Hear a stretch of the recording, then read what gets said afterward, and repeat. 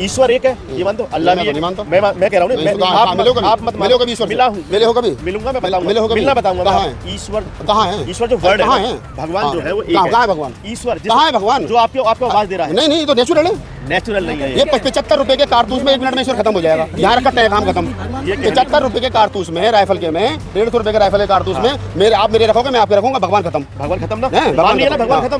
तो ये हुआ ना भगवान है, नहीं है ना? जिसको भगवान कह रहे हो, जिसको आप कह रहे हो, जिसको आप कह रहे हो कि ये भगवान है, तो अगर आप इसको भगवान मानो तो मैं आपके भगवान को मार रहा हूँ, बात खत्म हो गई। आपने कहा 22 प्रतिज्ञा ठीक नहीं, ठीक है, हो सकता है आपका अपना मानना है, लेकिन मैं कह रहा हूँ बिल्कुल ठीक है। 22 प्रतिज्ञा वो है कि अगर आपके पास में 1 लाख का एप्पल का फोन है और उसके अंदर वायरस आ जाए तो आपको एंटीवायरस लगाना पड़ेगा। अगर आपके बौद्ध धर्म के अंदर हिंदू धर्म का वायरस आ जाए तो आपको 22 प्रतिज्ञाओं का एंटीवायरस लगाना पड़ेगा। उनके त्योहारों को अपना बनाना, दिवाली हमारी है, होली हमारी है, करवा चौथ भी तुम्हारी है, इसे ही बनाओ, भैया दूज भी तुम्हारा, इसे ही बनाओ। ये जो दौड़ लग रही है ना कि दिवाली हमारी दीपदान उत्सव है, ये खत्म करो। बुद्ध पूर्णिमा मनाओ, क्या नाम है, अम्बेडकर जयंती मनाओ, कबीर जयंती मनाओ, रैदास जयंती मनाओ, ये व्याचार की लड़ाई है। उनकी दौड़ में शामिल होना बंद करो। हमारे त्योहार, तुम्हारा कौन सा त्योहार? तुम्हारी हार पर उन्होंने जो उत्सव मना वो त्योहार है भाई। गुलामों का कोई त्योहार नहीं होता। हम गुलाम नहीं है ना। कौन? अरे तुम गुलामी का धागा बांधे, गुलाम नहीं है।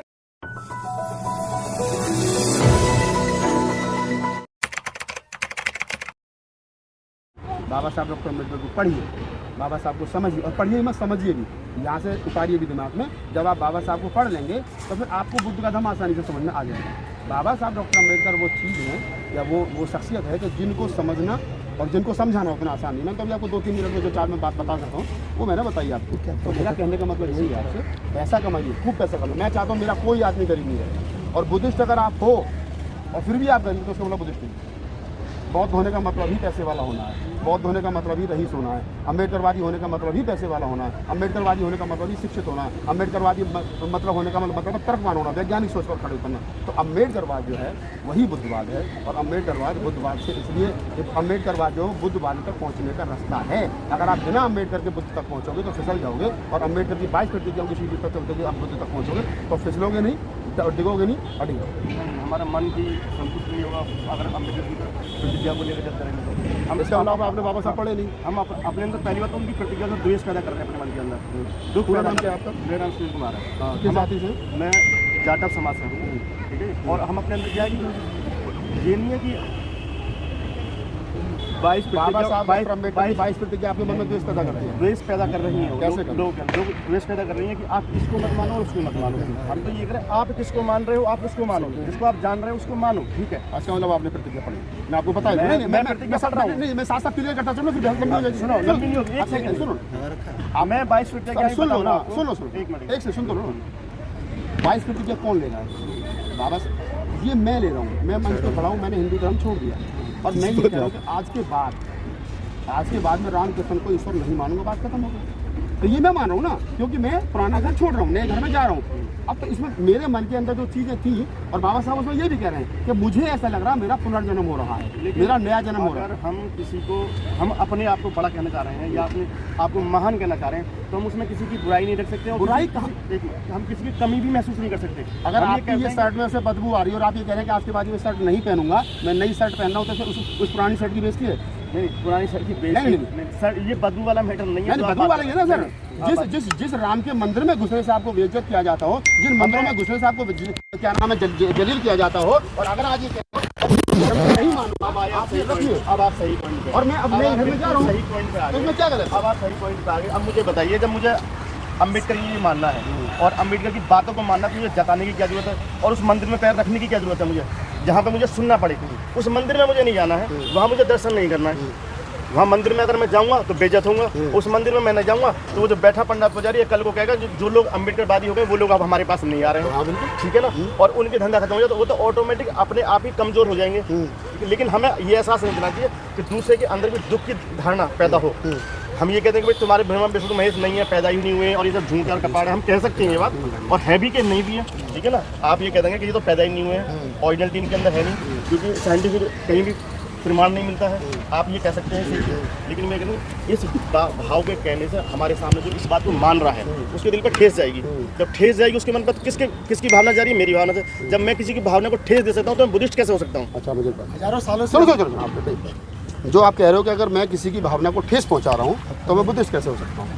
आपकी बात ठीक है, आप उनकी भावना है, आपकी भावना है, मेरी भावना है। अब यही रुक जाइए, आप ये कह रहे हो कि अगर मैंने ये कह दिया कि मैं रामकृष्ण को ईश्वर नहीं मानूंगा तो उनकी भावना ठेस होंगी, ठीक है। आपको इस देश के अंदर जाति के आधार पर आपकी बहन बेटियों के बलात्कार किए गए, आपकी बहन बेटियों को देवदासी बनाया गया, आपके साथ में शोषण हुआ, अत्याचार हुआ, आपके पीछे झाड़ू बांध दी गई, आपके गले में हांडी लटका दी गई, और आज भी आज़ादी के 75 साल के बाद में बाबा साहब डॉक्टर अम्बेडकर की मूर्ति को रात के अंधेरे में तोड़ दिया जाता हो, जो मूर्ति किसी को नुकसान नहीं पहुंचा रही है लेकिन वो विचार बन चुकी है, तो क्या आपकी भावना नहीं है? अगर आप दूसरे की भावना का ध्यान रखते हो तो आप, मैं कहता हूँ कि अम्बेडकरवादी बुद्धिस्ट होना कठिन है, बुद्धिस्ट होना आसान है। बुद्धिस्ट हो तो किसी की भावना को ठेस मत पहुंचाओ, लेकिन अगर आप अम्बेडकरवादी बुद्धिस्ट हो, काशीरामवादी बुद्धिस्ट हो, तो आपको ये तय करना पड़ेगा कि जैसा कि काशीराम साहब की कोटेशन है ना कि हमको तैयारी तो बैलेट की करनी है लेकिन इंतजाम बुलेट का भी रखना है। अगर इस देश के अंदर उस समय 183 ईसा पूर्व में बृहद्रथ के समय पर उस समय के बौद्धों ने हथियार उठा लिया होता तो यहाँ हिंदू राज नहीं होता, लेकिन वो भक्ति में लगे रहे, वो मेडिटेशन में लगे रहे और दूसरे लोगों ने कत्लेआम कर दिया। तो मैं ये कह रहा हूँ कि मैं किसी को मारने की बात नहीं कर रहा हूँ। बुद्ध ने कहा है ना कि अगर मेरे ऊपर आक्रमण होगा तो मैं बिना कारण हत्या नहीं करूँगा, लेकिन अगर मेरे ऊपर आक्रमण होगा तो फिर मैं शांत नहीं बैठूंगा। ये बुद्ध का संदेश है ना। सुराम क्या नाम है, मैं क्या नाम है, अकारण मौत नहीं करूँगा, मैं अकारण किसी को दुख नहीं पहुँचाऊँगा, पंचील में आता है ना ये। तो अगर ये आ रहा है तो अकारण नहीं पहुँचाऊंगा ना, लेकिन अगर कोई मुझे मेरे कान पर थप्पड़ मार मैं तो बुद्धिस्ट में किसी भावना को ठेस नहीं पहुँचाऊंगा, तो ये तो नहीं हो सकता। अगर इस देश के अंदर उन 12% 14% लोगों की भावनाएं हैं तो इस देश के 88% लोगों की भी भावनाएं हैं। अगर इस देश में हजारों साल तक हमारा शोषण अत्याचार हुआ है, जो लोग हैं और 85% जो लोग हैं और जो 15% की हम बात करते हैं एक तरीके से, ठीक है ना, उनके अंदर एकजुटता है, उनके पास पैसा है और उनके अंदर एकजुटता ऐसी है कि उनके समाज के किसी आदमी के ऊपर अगर कोई बलात्कार उनमें से कोई बलात्कार करके भी आया है और उस पर आरोप लग रहा है तो उसके 15% के 15% पूरे शहर में, पूरे क्षेत्र में और पूरे देश में खड़े हो जाते हैं उसे बचाव के लिए। इनका तो कर्म रहा है ये, ठीक है ना, कमज़ोर को शोषित करने का इनका कर्म रहा है। लेकिन हमने इस चीज़ को पहले सहने में डाल रखा था, लेकिन अगर हमें सहना नहीं है तो हमें भी तो उसके एक साथ इकट्ठा होना होगा, खड़ा होना होगा, अपनी आवाज़ भी इतनी मजबूत करनी होगी जिससे कि सामने वाले को दब ना पड़े। अगर 85 लोग यहाँ खड़े हों और 15% आगे हम पर दबदबा दिखा दें, ये संभव है क्या? लेकिन आप 85% कहने के लिए हैं और हम 5% भी नहीं हैं। अच्छा, अब मुझे एक बात बताइए, हम क्यों नहीं 5%? हम 15 के पीछे 5 इसीलिए मारे जाते हैं। सुन लीजिए ना, मैं आपकी बात के जवाब दे रहा हूँ, साथ के साथ लेते चलो। इस देश के अंदर पिछले 50 सालों में बता दो ब्राह्मणों ने कोई आंदोलन किया हो? ब्राह्मणों ने कोई आंदोलन किया हो?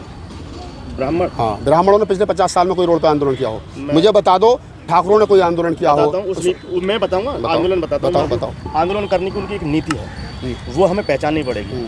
उसमें जो आंदोलन जो वो करते हैं वो खुद नहीं करते, हम में से ही पकड़ते हैं और उन्हें खड़ा करते हैं और हमसे ही हमें लड़ा देते हैं। मैं जो कह रहा हूँ, आप मेरी बात नहीं समझ रहे। इस देश के अंदर पिछले दिनों ये सवाल खड़ा हुआ कि ब्राह्मण, उत्तर प्रदेश में खासतौर से सवाल उठाया गया कि ब्राह्मण जो है वो योगी सरकार में उनके साथ शोषण अत्याचार हो रहा है। तो क्या ब्राह्मणों ने कोई आंदोलन किया?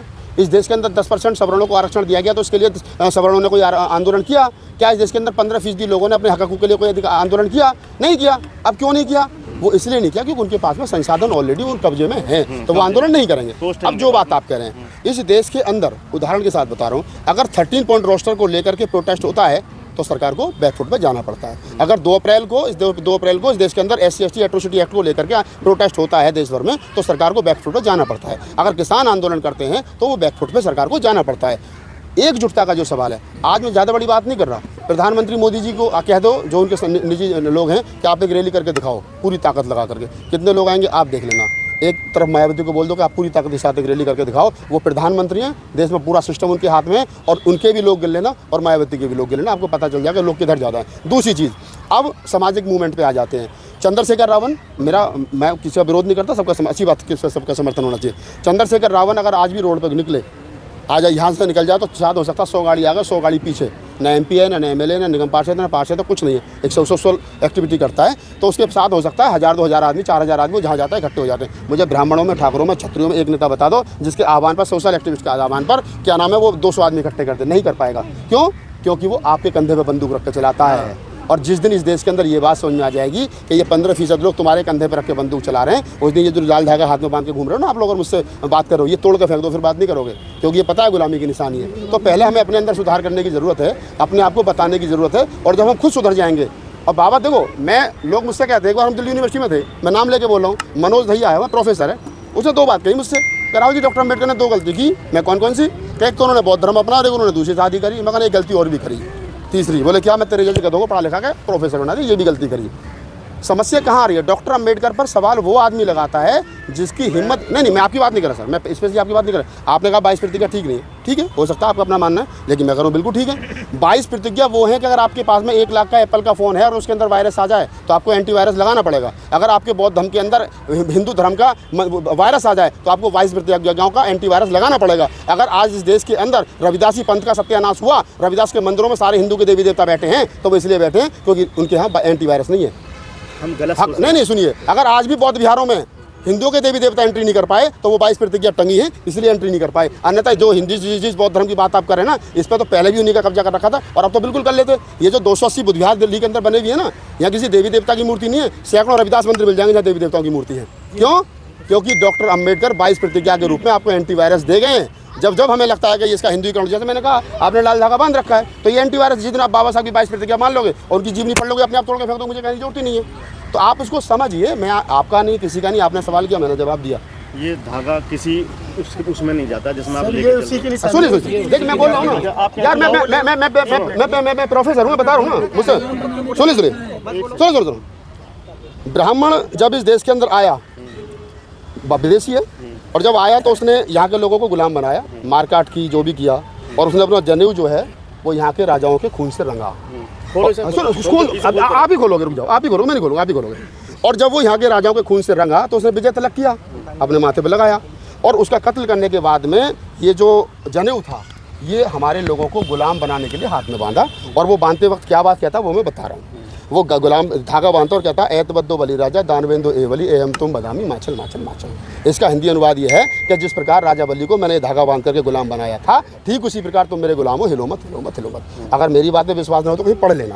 अब जो लोग, बाबा साहब डॉक्टर अम्बेडकर तो गुलामी की सारी जंजीरें तोड़ गए, बुद्ध ने तो कोई धागा किसी के बांधा नहीं, उसको सब उसके बंधन काट दिए। और आज भी अगर आप जो लोग बांधते हो तो मुझे उम्मीद है आगे ऐसे नहीं बांधोगे, आप खुद ही तोड़ दोगे इसको। नहीं, ये तो यहीं तोड़ोगे आप इसे। नहीं, मैं तो तोड़ ही दूंगा इसको। तोड़ने से पहले मैं ऐसा आप अभी खोलो, फिर मैं आगे बात भी कर रहा हूँ, ठीक है भला। और अब मैं आपको मंदिरों पे लेके जाता हूँ, ठीक है ना? खोल तो दो, मुझे एक भी मंदिर ऐसा बताओ जो हिंदुओं का है हिंदुस्तान के अंदर और जो 2000 साल पुराना है। भारत के हिंदुस्तान चलिए, पूरे भारत के अंदर एक भी मंदिर यहाँ हिंदुओं का नहीं है। उन्होंने बौद्धों के मंदिर पे कब्जा किया, उनको तोड़ा और अपनी विरासत। अब मैं आपको एक बताता हूँ, इनकी जो नीति है ब्राह्मणों की, उस नीति पे भी आता हूँ मैं आपके लिए। ब्राह्मणों की नीति है, ब्राह्मण भी किसको पूज रहा है? बुद्ध को पूज रहा है। ये आप कहोगे नहीं और आप जान नहीं पाओगे, जानोगे जब इसको पढ़ लोगे आप, ठीक है ना? बुद्ध ही शिव है, बुद्ध ही विष्णु है, बुद्ध ही महेश है। और इसका प्रमाण है, ठीक है ना? इसका प्रमाण है जहाँ उन्होंने ब्रह्मा को, मैं समझ गया आप क्या कहना चाह रहे हैं, जहाँ उन्होंने स्थापित किया पहले जहाँ बुद्ध को ब्रह्मा बनाया उन्होंने, जहाँ बुद्ध को इन्होंने विष्णु बनाया, जहाँ बुद्ध को इन्होंने शिव बनाया, वो जगह मौजूद है, प्रेजेंट है। बाबा साहब ने खुद कहा है कि अगर मुझे मौका मिलेगा तो मैं स्थापित कर दूंगा सारे बुद्ध विहार है, वो सारे बुद्ध विहार है। और जो आप कह रहे हो कि 85% के लिए इन लोगों के लिए मंदिरों में एंट्री क्यों नहीं थी? वो इसीलिए नहीं थी कि अगर ये उस समय भी अगर ये इनको एंट्री दे देते, वहाँ पे लिखा होता कि शूद्रों को एंट्री करना मना है मंदिरों के अंदर। अगर ये लोग वहाँ एंट्री कर जाते तो कहते सारे सीधे कहते ये तो बुद्ध है, ये तो शिव है ही नहीं, ये विष्णु है ही नहीं, ये तो शिव है, ये तो ब्रह्मा है ही नहीं, ये तो शिव है, ये तो क्लियर हो जाता है। ब्राह्मण जो पूज रहा है, लेकिन ईश्वर एक है, ये मानते हो? अल्लाह भी है। मैं कह रहा हूँ आप मत मिलो कभी ईश्वर, मिले हो कभी? मिलूंगा, मैं बताऊंगा, मिलना बताऊंगा। ईश्वर कहाँ है? ईश्वर जो वर्ड है, भगवान जो है वो एक है। कहाँ है भगवान? ईश्वर कहाँ है भगवान? जो आपको आवाज दे रहा है। नहीं, ये तो नेचुरल है, नेचुरल नहीं है ये। 75 रुपए के कारतूस में 1 मिनट में ईश्वर खत्म हो जाएगा। यहाँ रखा है, काम खत्म। 75 रुपए के कारतूस में, राइफल के में, 150 रुपए के राइफल के कारतूस में आप मेरे रखोगे, मैं आपके रखूंगा, भगवान खत्म। भगवान खत्म ना, भगवान खत्म। तो ये हुआ ना भगवान है? नहीं है ना, जिसको भगवान कह रहे हो, जिसको आप कह रहे हो कि ये भगवान है, तो अगर आप इसको भगवान मार तो मैं आपके भगवान को मार रहा हूँ, बात खत्म हो गई। भगवान तो मरना नहीं चाहिए। ईश्वर सुनिए, नहीं, ये किसने कहा? नहीं, आपने कहा कि आपके अंदर से जो बोला वो भगवान है। नहीं, आपको जो आवाज दे रहा है, मैं बोल रही नहीं कि जो आपको आवाज दे रहा है आप दे रहे हो। अगर मैं मुंह के अलावा आपसे कहूं कान से बोल के दिखा सकते हो? नहीं दिखा सकते, क्योंकि मुंह बोलने के लिए दिया गया। अरे भैया, ये हाथ लिखने के लिए, खाने के लिए, जो प्रकृति ने बनाया है, प्रोफेसर का काम पढ़ाना है। प्रकृति ने नेचर है, वो उसको आप नहीं बदल सकते ना, मैं बदल। नेचर है ना, और नेचर क्या है? नेचर क्या जो लोगों को दिया जा रहा है, आप बताओ मुझे। क्या नेचर ये है? देखिए, नेचर का काम अपना, मेरा काम अपना। नेचर का काम है बारिश डालना, नेचर का काम है सूरज आवाज़ निकालना, नेचर का काम है आंधी का लाना, नेचर का काम है तूफान लाना, नेचर का काम है सूरज निकालना, नेचर का काम है ठंड करना, नेचर का काम है गर्मी करना, नेचर का काम ये नेचर का काम है। ये मेरा काम नहीं है। सुनो, मेरा काम है चैनल चलाना, मेरा काम है वीडियो बनाना, मेरा काम तो नेचर नहीं कर सकता और मैं नेचर का काम नहीं कर सकता। इसको आप भगवान कर रहे हो। ठीक है, भगवान मेरा काम नहीं कर सकता, मैं भगवान का काम नहीं कर सकता, मेरे काम का भगवान नहीं और मैं भगवान मेरे काम का नहीं। बात सकता हूँ आप उस नेचर को ईश्वर मान सकते नहीं मान सकता। आप नहीं ईश्वर मानते ही तो षड्यंत्र शुरू हो जाता है। षड्यंत्र शुरू नहीं होता है। भगवान मानते ही तो साला भगवान मानते तो दुकानदारी शुरू हो जाती है। भगवान मानते तो दुकानदारी शुरू हो जाती है ब्राह्मणों की। आप सुनो मेरी बात, जो हमारे अंदर द्वेष है, पहले तो 10 विकार है। अगर हम दशहरा पे यहाँ इकट्ठे हो रहे हैं, ठीक है ना, तो दशहरा भी क्या है? दशहरा अपने मन के, अपने शरीर के अंदर जो 10 विकार है, उन्हें जब मार दोगे, आप उन्हें खत्म कर दोगे, तब आप दशहरा की अभी मैं जब तो करूँ पढ़ने की जरूरत है। सुनो अभी आपको पढ़ने की जरूरत है। सुन लीजिए, सुनो चंद्रगुप्त मौर्य से लेकर के और बृहद्रथ तक ये 10 राजा हुए हैं। अंतिम राजा बृहद्रथ था और पहला चंद्रगुप्त मौर्य, बिंदुसार, सम्राट अशोक, दशरथ, ये सब लोग मिलाकर 10 थे। और 10 राजा ये बुद्धिस्ट राजा थे, ठीक है। और इन 10 अंतिम राजा बृहद्रथ की हत्या पुष्यमित्र शुंग ने की, जो उनका सेनापति था, और उसकी हत्या करी 183 ईसा पूर्व में। उसकी हत्या करने के बाद में जश्न मनाया गया कि 10 राक्षसों की हमने हत्या कर दी जो 10 साल से चलाए। वो जो रावण दस्तर वाला नहीं है, माँ के पेट से अगर 6 उंगली का बालक पैदा हो जाए तो टेंशन हो जाती है, दस्तर वाला कहाँ से पैदा होगा, ठीक है। तो वो 10 बौद्ध राजाओं के विचारों की हत्या करके, बुद्धिस्ट राजाओं की हत्या करके, उन्होंने 183 ईसा पूर्व में इस देश के अंदर हिंदू धर्म की स्थापना की तलवार के बल पर। अब आप इसको 10 विकार बोलिए। अब आप सुनो, अब इस गाय को याद देता हूँ। हिंदू धर्म तो नहीं था, नहीं जो भी था XYZ उस समय हमारे पास यही समय जब हम बुद्ध की इस बात को मानते थे और बुद्ध की प्रणाली पे हम चल रहे थे, जो हम सभी बुद्धिस्ट थे, पूरा हिंदुस्तान, पूरी दुनिया, आदि धरती बुद्धिस्ट थी, ठीक है ना। और हिंदुओं का तो नामो निशान भी नहीं था कहीं पे भी, करेक्ट है ये बात, ठीक है ना। तो ये जब जितने भी नियम हैं, चाहे वो दीपावली का हो, दशहरा का हो, होली का हो, उस समय पे बिल्कुल प्रैक्टिकली बता रहा हूँ मैं आपको, उस समय पे जो त्योहार था, बुद्ध का भी एक पहला त्योहार था उसी दिन का। लेकिन इन त्योहारों पे कब्जा कैसे करा गया, ठीक है ना। शांति सर बौद्ध के साथ बैठते थे क्या? नहीं, आपने मेरी बात सुनी है। नहीं, मुझे लग रहा है आप उनके साथ चाय पी आपने। मैं ना तो किसी शांति प्रिय बौद्ध के साथ ये क्या है ना, ये हमारे लोगों के बीच में एक अलग ग्रुप तैयार हो रहा है कि उनके त्योहारों को अपना बनाना। दिवाली हमारी है, होली हमारी है, करवा चौथ भी तुम्हारी है, इसे ही बनाओ, भैया दूज भी तुम्हारा, इसे ही बनाओ। ये जो दौड़ लग रही है ना कि दिवाली हमारी दीपदान उत्सव है, ये खत्म करो। बुद्ध पूर्णिमा मनाओ, क्या नाम है, अम्बेडकर जयंती मनाओ, कबीर जयंती मनाओ, रैदास जयंती मनाओ। मैं क्यों नहीं मनाता, मैं बता रहा हूँ ना आपको। रविदास, मेरे घर में, मेरी कॉलोनी में 20 घर ब्राह्मणों के, मेरा अकेले का घर है, सो उनके घर पे भी झड़ी लगी है फूलों की, मेरे घर पे भी लगी। पता नहीं मैं दिवाली मना रहा हूँ, दीपदान उत्सव मना रहा हूँ, लेकिन जब 14 अप्रैल को मैं लगाऊंगा ना लंबी चौड़ी बत्तियाँ और वो क्या नाम लाइट, तो वो पूछेगा क्या करोगे, बाबा साहब की जयंती है। ये व्याचार की लड़ाई है, उनकी दौड़ में शामिल होना बंद करो। ये जो शांति स्वरूप बौद्ध तमाम लोग करके चले गए ना, ये उनकी देन है। जो हम कह रहे हैं कि हमारे त्योहार, तुम्हारा कौन सा त्योहार, तुम्हारी हार पर उन्होंने जो उत्सव मना वो त्योहार है भाई। गुलामों का कोई त्योहार नहीं होता। अब हम गुलाम नहीं है ना। कौन? अरे तुम गुलामी का धागा बांधे घूमो, तुम गुलाम नहीं। आजाद नहीं हो, गुलामी तो है। पढ़िए, देखिए, चलिए, खैर आपसे बहुत अच्छी मुलाकात हुई, काफी देर। नाम क्या बताया आपने पूरा? मेरा नाम सुनील कुमार। रहते कहाँ सुनील कुमार जी? मैं नोएडा में रहता हूँ। नोएडा में रहने वाले कहाँ के हो? मैं बुलंदशहर। बुलंदशहर गाँव बताओ। सराबा मेरा गाँव, बुलंदशहर में जहीराबाद है, ठीक है। मैं भी जहीराबाद का, और ये भी जहीराबाद भी अब नियर वही है। हाँ, कोई बात नहीं। बुद्ध को पढ़िए, बाबा साहब को पढ़िए, समझिए, मेरा नंबर लीजिए। कभी कहीं कोई दिक्कत परेशानी हो, मैं आपसे बात करूँ, आप मुझसे बात करो। विचारों का आदान प्रदान होना चाहिए। डॉक्टर अम्बेडकर अकेली ऐसी शख्सियत है जिस पर हम उंगली नहीं उठा सकते।